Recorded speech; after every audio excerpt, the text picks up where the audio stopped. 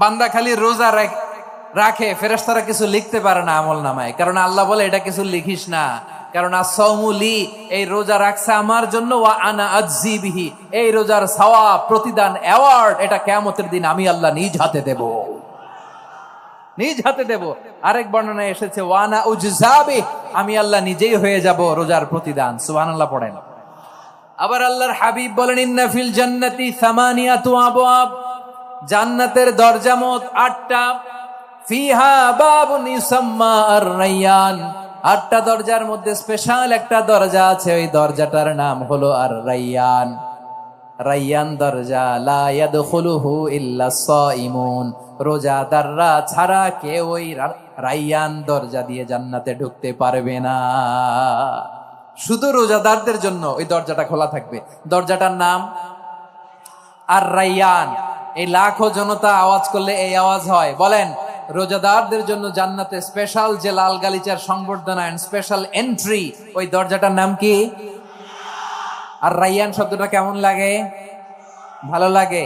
অনাগত সন্তান যদি কারো আসে, ছেলে সন্তান, নাম রেখে দিয়েন আর-রায়্যান। পারবেন?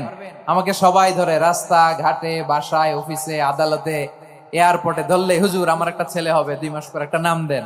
চাঁপাইনবাবগঞ্জবাসীর জন্য আমি একটা নাম দিয়ে গেলাম। সামনের 2-3 মাসে, 4 মাসে, 6 মাসে যাদের ছেলে সন্তান হতে পারে বলে মনে করেন, যদি পছন্দ হয় নামটা, নাম রেখে দিয়েন রায়্যান। কি নাম? লা ইয়াদখুলুহু ইল্লা সাইমুন, রোজাদাররা ছাড়া কেউ ঢুকতে পারবে না। মান দাখালাহু লাম ইয়াজমা আবাদা, একবার যে এই গেট দিয়ে ঢুকবে, he will never be thirsty again, তার গলা থেকে চিরকালের জন্য আল্লাহ তৃষ্ণা মিটায়া দিবে। আমরা ওই রায়্যান দরজা দিয়ে সেদিন জান্নাতে ঢুকতে চাই কি চাই না?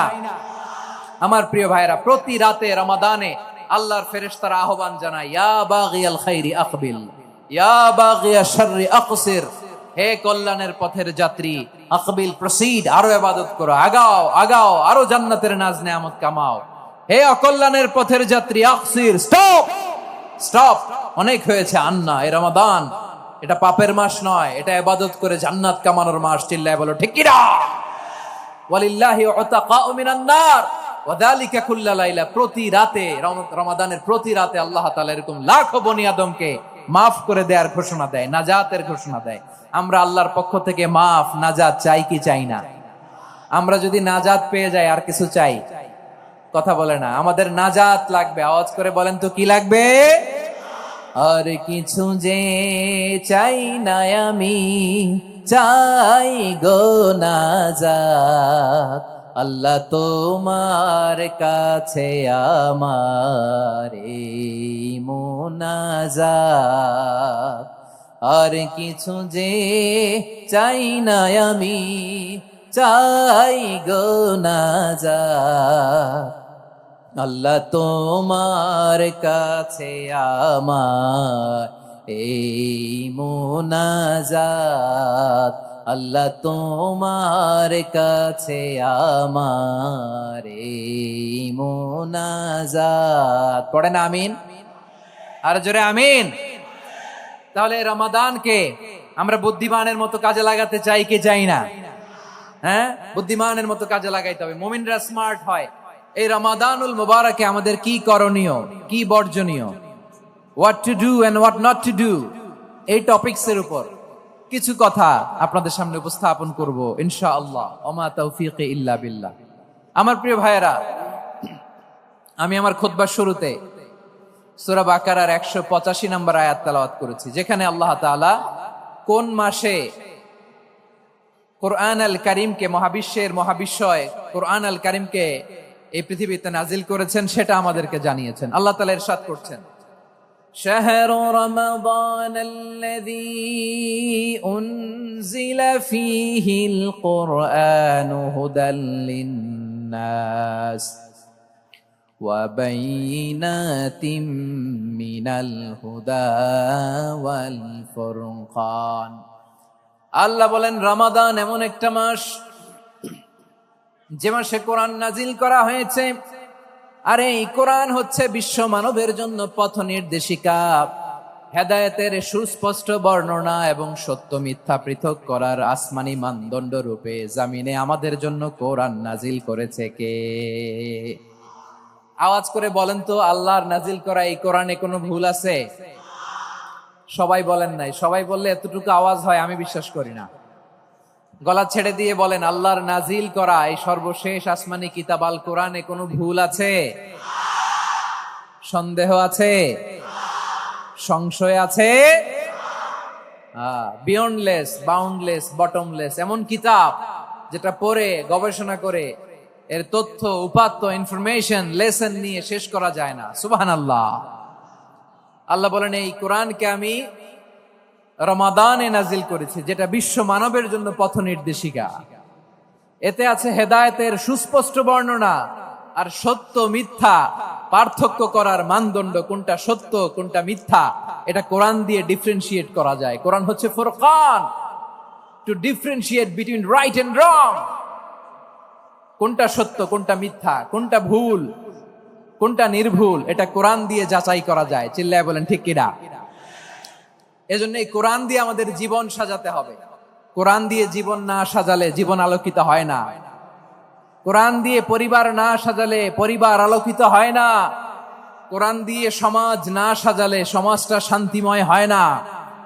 শুধু দুর্নীতি দমন কমিশন দিয়ে দুর্নীতি বন্ধ করা যায় না। কোরআনের আইন বাস্তবায়ন করা ছাড়া এই সমাজ থেকে দুর্নীতি বন্ধ করা যাবে না। চিল্লায় বলো ঠিক কিনা? আমার প্রিয় ভাইরা, এই কোরআন নাজিল হয়েছে রমাদান আল মুবারক, এই বরকতময় মাসে। তাই আমাদের উচিত এই মাসে আসন্ন যে রমাদান আল মুবারক, এই রমাদানে কোরআনের সাথে নিজেদের সম্পর্ককে বাড়ানো। আমার প্রিয় চাঁপাইনবাবগঞ্জের ভাইয়েরা, আমরা কি আসন্ন রমাদানে কোরআনের সাথে আমাদের অ্যাটাচমেন্ট সম্পর্ক বাড়াতে চাই? চান সবাই? আপনি কি জানেন কোরআন নিয়ে কোন ফেরেশতা পৃথিবীতে এসেছিল? জানেন? ফেরেশতার নাম কি বলেন তো? জিবরিল আলাইহিস সালাম। একটু খেয়াল করে শুনেন, কান দুটো খরগোশের কানের মতো খাড়া করে আমার দিকে তাকান। সাইয়েদনা জিবরিল কোরআন নিয়ে এসেছেন, ফলে উনি হয়েছেন শ্রেষ্ঠ ফেরেশতা। বিশ্ব নবীর উপর কোরআন নাজিল হয়েছে, তাই তিনি হয়েছেন শ্রেষ্ঠ নবী। রমাদানে কোরআন নাজিল হয়েছে, তাই রমাদান হয়েছে শ্রেষ্ঠ মাস। কদরের রাতে কোরআন নাজিল হয়েছে, তাই কদর হয়েছে শ্রেষ্ঠ রাত। আমরাও যদি কোরআনের সাথে সম্পর্ক বাড়াই, আমাদের মর্যাদাও এরকম, আমাদেরকেও শ্রেষ্ঠ মানুষ বানায় দিবে কে? এজন্য কোরআনের সাথে সম্পর্ক বাড়াইতে রাজি আছেন তো?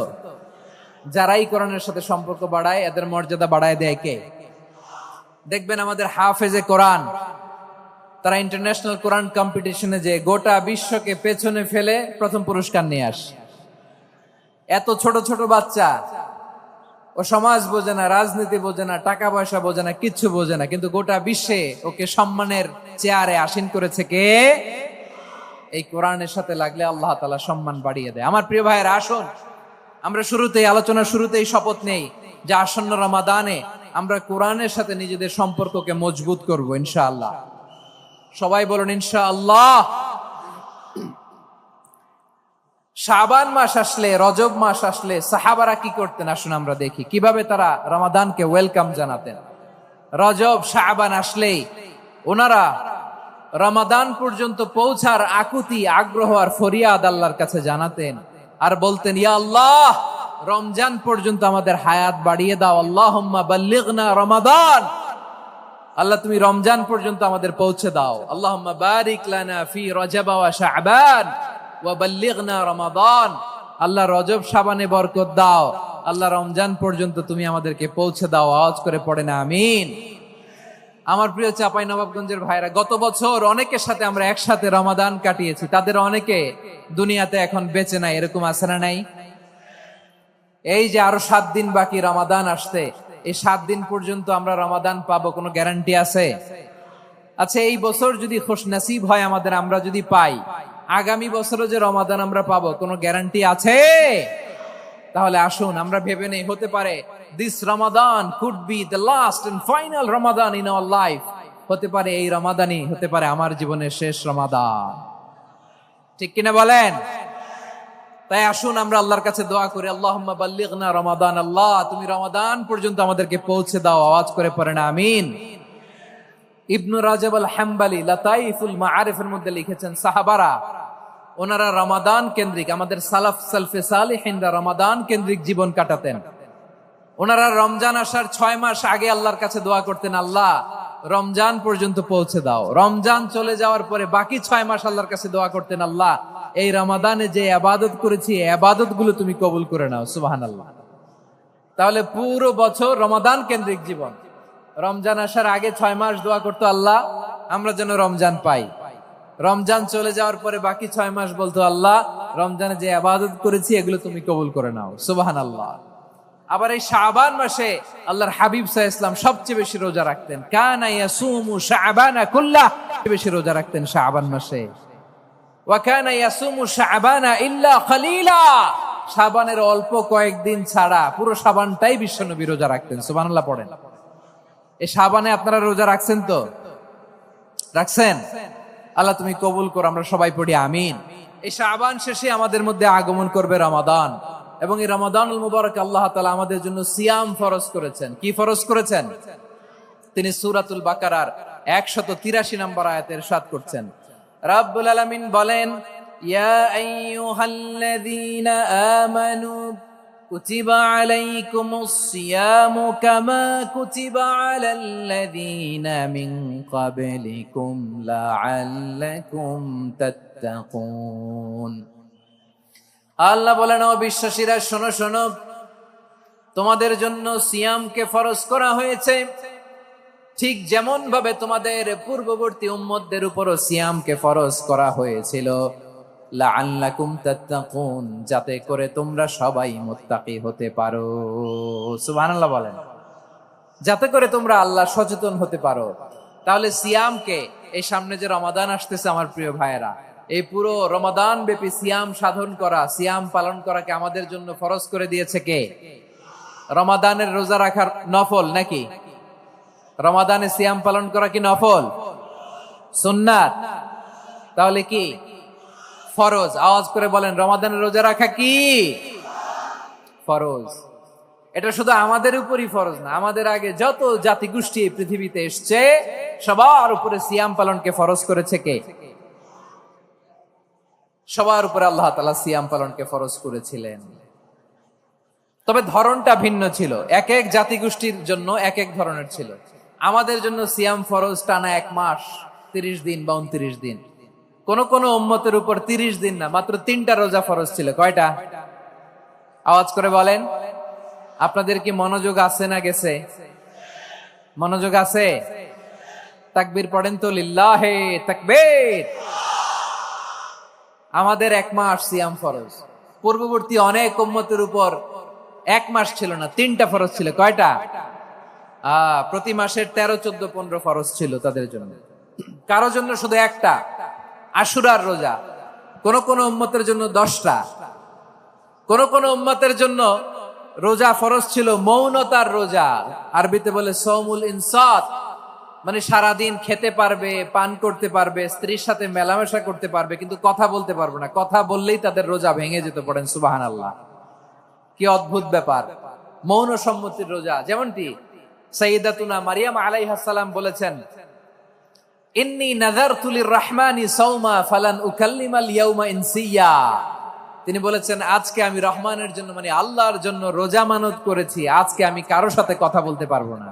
তো রোজা রাখলে কথা বলতে পারবে না কেন? কারণ ওই শরীয়তে রোজার বিধান ছিল সকাল থেকে সন্ধ্যা খেতে পারবেন, পান করতে পারবেন, কিন্তু কথা বলতে পারবেন না। কথা বললেই রোজা ভেঙে যেত। সুবহানাল্লাহ বলেন।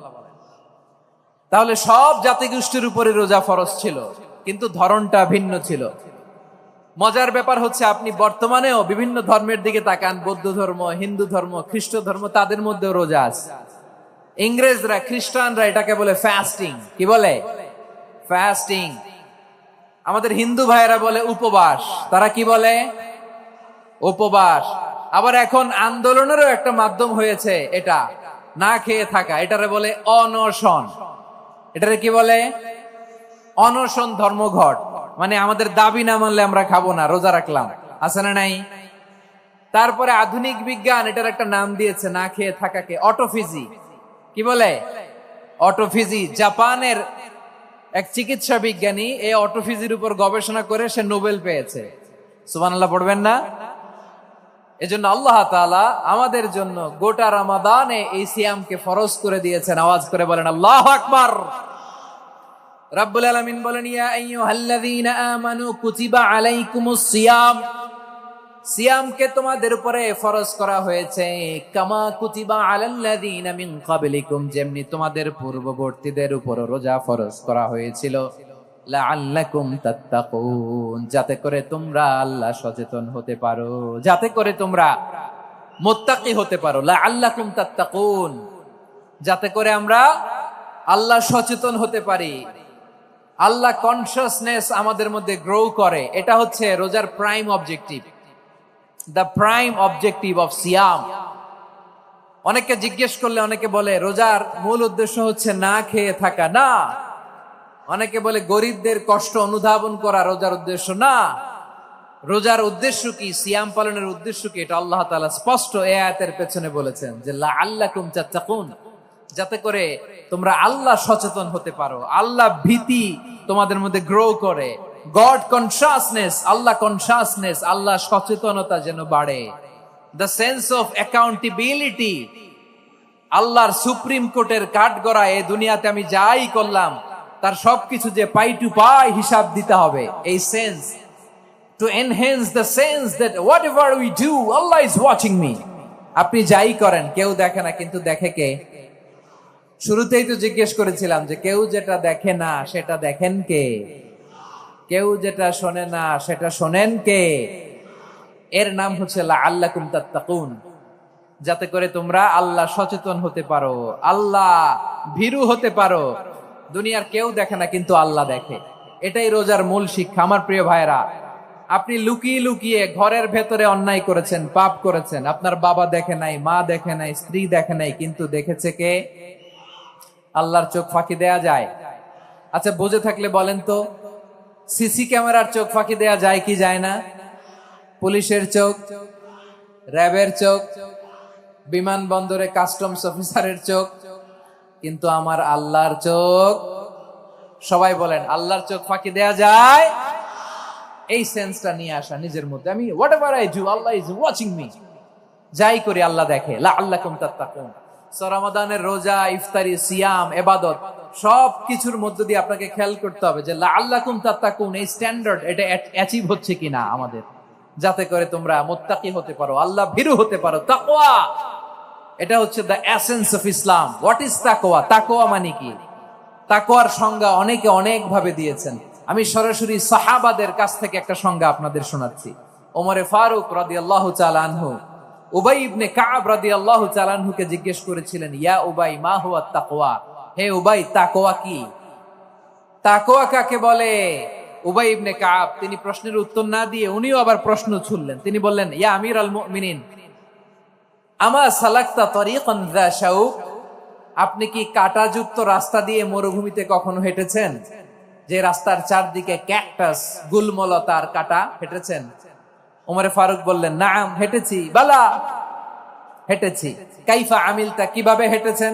ওমরে ফারুক বললেন, শাম্মারতু ওয়াজতাহাতু, আমি আমার জামা, জুব্বা আর চাদর আটোসাটো করে গায়ের সাথে এমন ভাবে মিলিয়ে রেখেছি, এমন সাবধানে হেঁটেছি যাতে করে মরুভূমির ক্যাকটাসের গুলমলতার কাঁটা আমার গায়ে বিঁধে না যায়। উবাই ইবনে কাব বললেন, ফাযালিকা হুয়া তাকওয়া, আরে তাহলে আপনি তো ঠিকই জানেন তাকওয়া মানে কি, এটাই তো তাকওয়া। ওই রাস্তা দিয়ে যেভাবে হেঁটেছেন পুরো দুনিয়ার জিন্দেগিটা এইভাবে সাবধানে চলার নামই হচ্ছে তাকওয়া। চিল্লায় বলো ঠিক কিনা? এই দুনিয়াতে পাপ পঙ্কিলতা থাকবে, শয়তানির হাতছানি থাকবে, অপরাধ প্রবণতা থাকবে, নফসের খায়েশ থাকবে, অন্যায়ের হাতছানি থাকবে। সব কিছুকে দলে মুচড়ে পেছনে ফেলে সাবধান হয়ে এই দুনিয়ার সিরাতুল মুস্তাকিমের পথে চলতে হবে। যেই রাস্তা শুরু হয়েছে দুনিয়াতে, শেষ হয়ে গিয়েছে আল্লাহর জান্নাতের ভেতরে। চিল্লায় বলেন ঠিক কিনা? আমার প্রিয় চাঁপাইনবাবগঞ্জের ভাইয়েরা, এটার নামই তাকওয়া। উবাই ইবনে কাব বললেন, ও আমিরুল মুমিনিন, ওই কাঁটাযুক্ত গুলমলতার রাস্তার মধ্যে ঠিক যেমনি সাবধান হয়ে আপনি হেঁটেছেন এই দুনিয়ার বুকে, ওই সাবধান হয়ে চলার নাম হলো তাকওয়া। সুবহানাল্লাহ। তাহলে তাকওয়া কারে বলে? আমার চাপাই নবাবগঞ্জের কলেজার টুকরা ভাইরা, বুঝতে পারছেন আপনারা? হ্যাঁ, তাকওয়ার শুধু দুইটা নমুনা আপনাদের সামনে পেশ করব, আপনাদের ক্লিয়ার হয়ে যাবে। একটা নমুনা তো দিলাম, আরেকটা নমুনা, সেটাও ওমরে ফারুক রাদিয়াল্লাহু তাআলা আনহুর জীবনী থেকে। উনি ছিলেন ন্যায়পরায়ণ শাসক। রাত্রিবেলা প্রজাদের কি হাল হাকিকত, কি অবস্থা, ঘুরে ঘুরে প্যাট্রোলিং করতেন পুলিশের মতো। তো সারা রাত প্যাট্রোলিং করে সারা রাত তিনি ঘুরেছেন কার কি অবস্থা দেখে।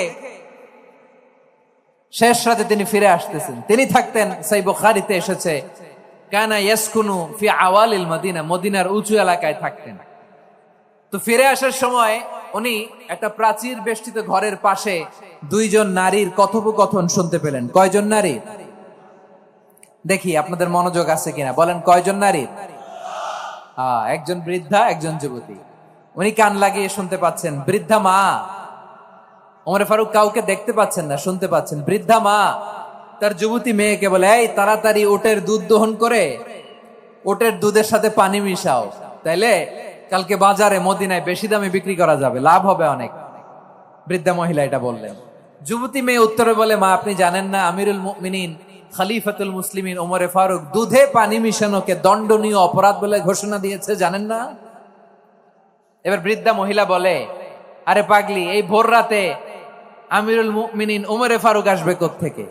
উনি আসবে কোত্থেকে? ওনার পাইক পেয়াদা সিকিউরিটি আসবে কোত্থেকে? কেউ দেখবে না। আরে কেউ দেখবে না, তাড়াতাড়ি দুধের সাথে পানি মেশাও। এই কথা যখন মা বলেছে, যুবতী মেয়েটা চমৎকার একটা উত্তর দিয়েছে। তিনি বলেছিলেন, ইয়া উম্মি, ও আমার মা, লাউলা রাআ উমর লা রাআ রব্বু উমর। ও আমার প্রিয়তমা মা, আপনি ঠিকই বলেছেন, গভীর রাতে ওটের দুধে পানি মিশালে ওমর দেখবে না, কিন্তু মা খেয়াল রাখবেন, ওমর যদি নাও দেখে, ওমরের রব কিন্তু দেখে। চিল্লায় বলেন ঠিক কিনা? দিস ইজ কল্ড তাকওয়া। লাউলা রাআ উমরু লা রাআ রব্বু উমর। ওমর দেখে না, কিন্তু ওমরের রব দেখে। চিল্লায় বলেন ঠিক কিনা? এজন্য রব্বুল আলামিন বলেন, লা তুদরিকুহুল আবসার ওয়া হুয়া ইউদরিকুল আবসার ওয়া হুয়াল লাতীফুল খাবীর। তিনি এমন সত্তা, দুনিয়ার কোন চোখ তাকে দেখে না, কিন্তু দুনিয়ার সবগুলো চোখকে, সব মানুষের অ্যাক্টিভিটিসকে আরশের উপর থেকে সবকিছু মুহূর্তে মুহূর্তে দেখতে পান কে? তাহলে তাকওয়া কারে বলে বুঝতে পারছেন? দুনিয়াতে সাবধানে চলার নাম তাকওয়া।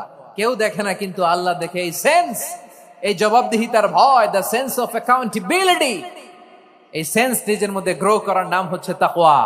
আর এই সিয়াম পালন করার প্রাইম অবজেক্টিভ অফ সিয়াম হচ্ছে লাআল্লাকুম তাত্তাকুন। আওয়াজ করে বলেন, লাআল্লাকুম তাত্তাকুন।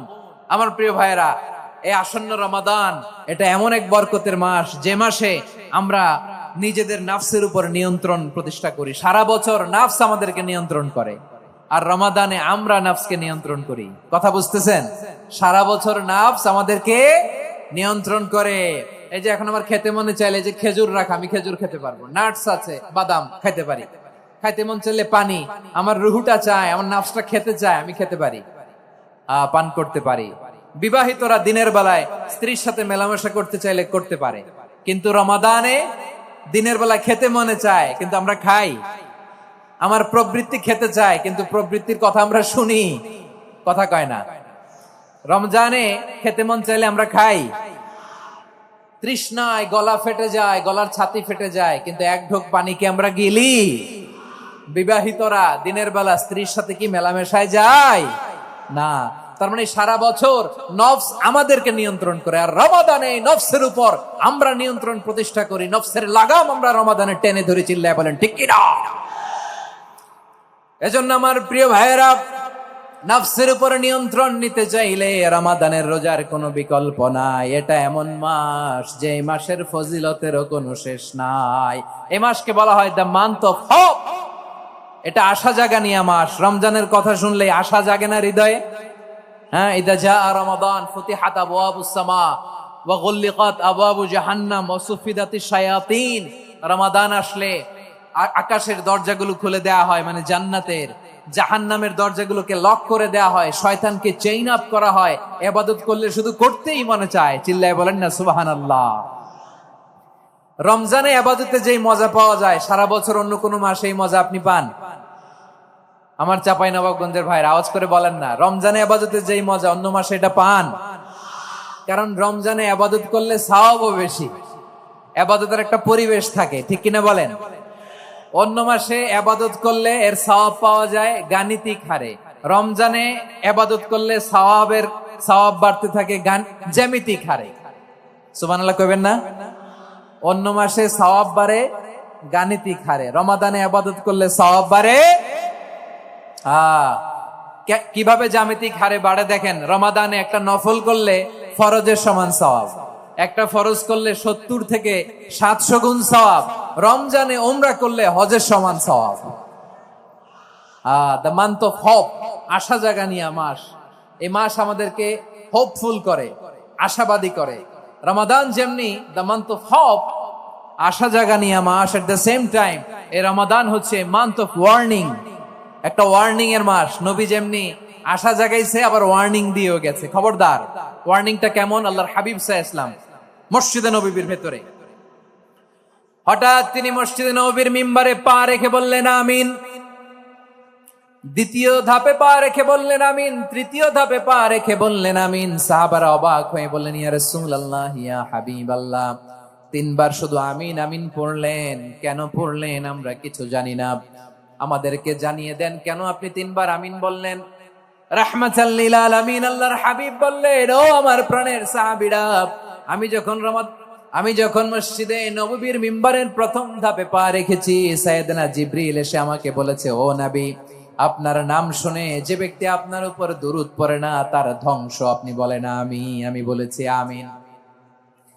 দ্বিতীয় ধাপে পা রাখার পর সাইয়েদনা জিবরিল বললেন, ইয়া রাসূলুল্লাহ, মাতা পিতাকে বার্ধক্য অবস্থায় পেয়ে তাদের সেবা করে, তাদের সাথে সদাচরণ করে যে সন্তান জান্নাত কামাতে পারলো না তার জন্য ধ্বংস আপনি বলেন আমিন। আমি বলেছি আমিন।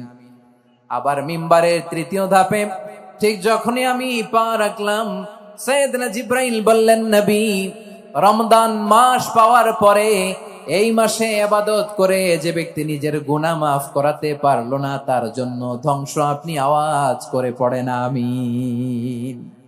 কত বড় ধমক, কত বড় ওয়ার্নিং দেখছেন। যে রমাদান পেয়েছে কিন্তু রমাদানের ইবাদত করার মধ্য দিয়ে সে নিজেকে জাহান্নাম থেকে মুক্ত বানাতে পারলো না, তার উপর আল্লাহ লানত, তার জন্য ধ্বংস।